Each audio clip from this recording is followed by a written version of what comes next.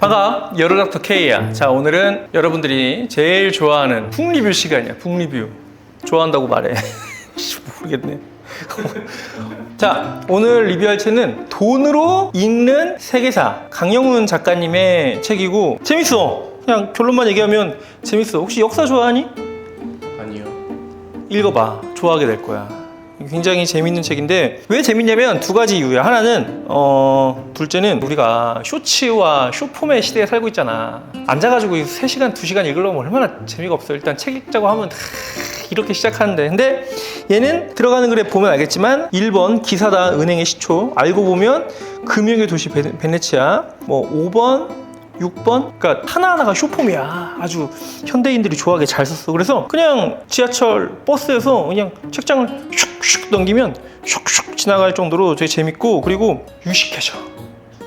유식해진다고. 흔히 말해서 술자리에서 이제 친구들이랑 이렇게 떨풀 때도 야, 너 그거 요즘에 또 주식이 어때? 주식이 핫하잖아. 요즘에 핫하잖아 아주. 그러면 주식에 대한 기본적인 이야기를 알면 친구들한테 현실적으로 도움이 좀 될 수 있기 때문에 좀 재밌고, 그리고 책 리뷰를 하기 앞서서 이 얘기를 꼭 하고 지나가려고. 이 책에 반복적으로 나오는 얘기인데 가장 중요한 핵심 메시지야. 실물 경제라는 게 존재해. 얘는 뭐냐? 실물 경제. 일하고 물건 만들고 서비스. 그러니까 뭔가를 창조하지 않는, 실물 경제에 기반을 두지 않는, 기반이 없는 금융업은 무조건 필연적으로 몰락으로 간다. 폭망. 전문 용어지. 폭망.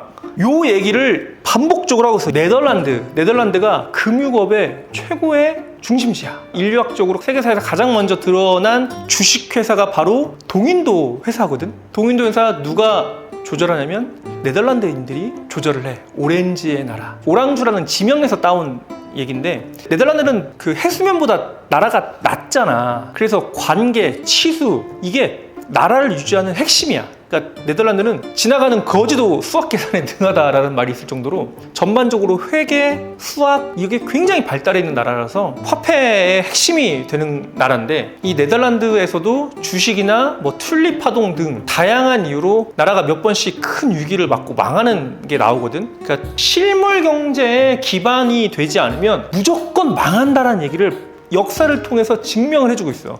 지금 대한민국 주가가 어때? 지금 난리 났지. 물론 나도 주식을 어느 정도 하긴 해. 주식을 하고 있는 친구는 잘 들어봐. 이게 실물 경제에 기반이 되지 않는 화폐 가치, 화폐 발행 이런 거는 무조건 폭망이야.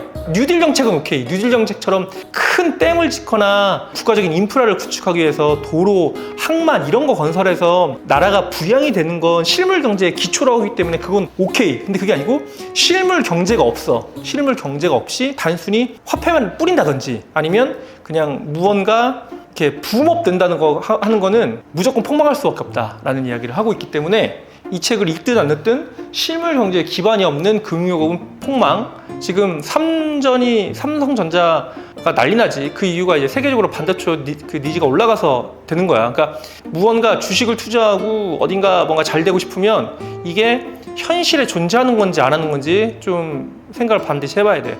재밌게 된 이야기 몇 가지 좀 소개시켜주면서 리뷰 진행하도록 할게. 첫 번째 나오는 얘기야. 기사단이 은행의 시초가 된 사건. 기사단이 알고 있는 십자군 전쟁 기사단 맞아. 무슨 말이냐면 예수님이 어디서 이 땅에 오셨지? 이스라엘이잖아. 근데 이스라엘을 누가 15세기에 정복하고 있었냐면 오스만 투르크가 정복을 하고 있었어. 그러면은 우리 이제 중세 시대 이제 기독교 카톨릭이 그 시대의 통념인데 예수님의 고향을 이교도들 오스만 투르크 제국한테 빼앗기니까 어때?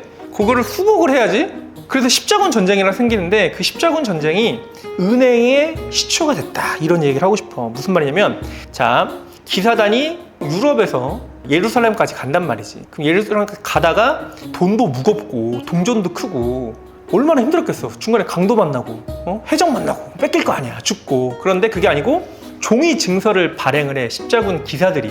그래서 그 십자군 기사들이 유럽에서 받은 종이 증서를 이슬람 예루살렘에서 그 종이 증서로 화폐로 바꿔주니 이 기사단의 돈벌이가 제대로 된 거지. 그 과정에서 이게 은행의 시초가 됐다라는 이야기를 해. 뭐 이런 얘기인데 이제 정경주착으로 위기를 만든 기사단이 무슨 말이냐면 이 기사단이 잘 되잖아. 그럼 잘 되니까 왕한테 돈을 빌려줄 거 아니야. 그치? 그럼 돈 빌리는 것도 하루 이틀이지. 이제 필립 4세가 나오는데 필립 4세가 돈을 기사들한테 너무 많이 빌렸어. 근데 이제 채권자들이 무섭잖아. 근데 나는 누구야? 나는 왕이잖아. 자, 내가 왕이야. 내가 쟤한테 돈을 빌렸어. 근데 내가 이 돈을 못 갚을 것 같아. 그러면 이제 어떻게 하겠어? 미안하다. 내 돈을 다 가져가고 네가 왕을 해라. 나는 무일푼으로 너의 빚을 갚고 신용불량자가 되겠다라고 하겠어? 아니면 오케이, 내가 너 죽여버리겠어라고 하겠어? 그 당시에 당연히 필립 4세가 그 돈을 갚는 대신에 기사단을 이교도라고 몰아. 얘네들은 정상적인 하나님의 아들들이 아니라는 거야. 그래서 왕의 명령으로 기사단을 학살을 시켜. 그 이유가 뭐라고? 왕한테 돈을 너무 많이 빌려줬기 때문에. 그래서 은행이라는 게 신용과 편의를 이용해서 생겼는데 유럽 사회에 대중적으로 알려진 건 십자군 전쟁이 가장 큰 계기였다. 이런 얘기를 1장에서 하고 있어. 굉장히 재밌지. 오케이. 자, 그리고 하나 더 소개시켜줄게. 뺏고 지키며 만든 무역 전쟁의 시대. 11세기, 12세기에 이제 해적에 대한 얘기야. 혹시 원피스라는 만화책 아니? 훌륭하다. 원피스는 무슨 내용이지? 해적이 신비의 보물 원피스를 찾아 떠나는 내용이지. 루피, 고무고무, 팔다리 늘어나는, 그리고 막 삼도류가 있는 친구도 있고 요리사도 나오는, 그리고 막 멋진 몸매의 항해사가 나오는 그런 내용이지.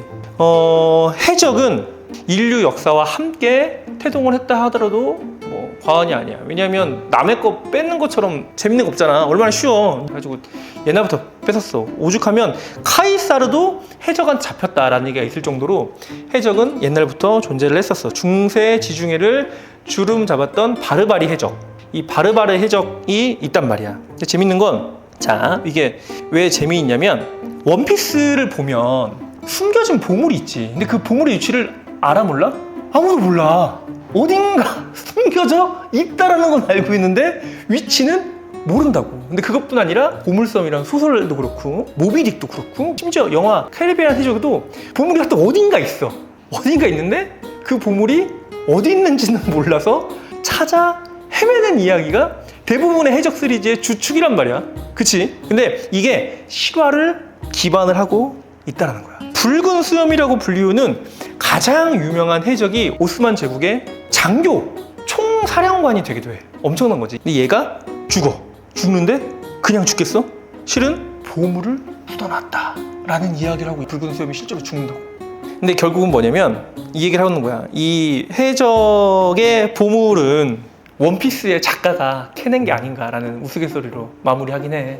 왜냐하면 해적에 대한 스토리를 기반으로 5억 분합하는 엄청난 부를 획득을 했으니까. 근데 이게 왜 돈이랑 연관이 되어 있냐면 해적이 있을 수밖에 없는 시대적인 배경이 경제적으로 나오거든. 가지고 뭐 이렇게 좀 재미있게 재미있니? 모르겠지만 재미있게 읽어볼 수 있는 책이라서 세계사가 궁금하고 뭐 역사에 대해서 좀 알고 싶긴 한데 역사책 뭐 태종태세 문단세 예종 인명서 나오면 이제 피곤하고 지치고 어려우니까 그게 아니고 그냥 재밌게 이렇게 네 줄 요약으로 끝날 수 있는 책이라서 꼭 한번 읽어보면 아주 재미있게 경제적 지식도 올리면서 좀 삶이 좀 풍요로워진 책이 될 것 같아서 오늘 돈으로 읽는 세계사 한번 준비해봤어. 그리고 중간중간에 이렇게 그림 나오는 재미도 꽤 있으니 한번 꼭 보길 바래.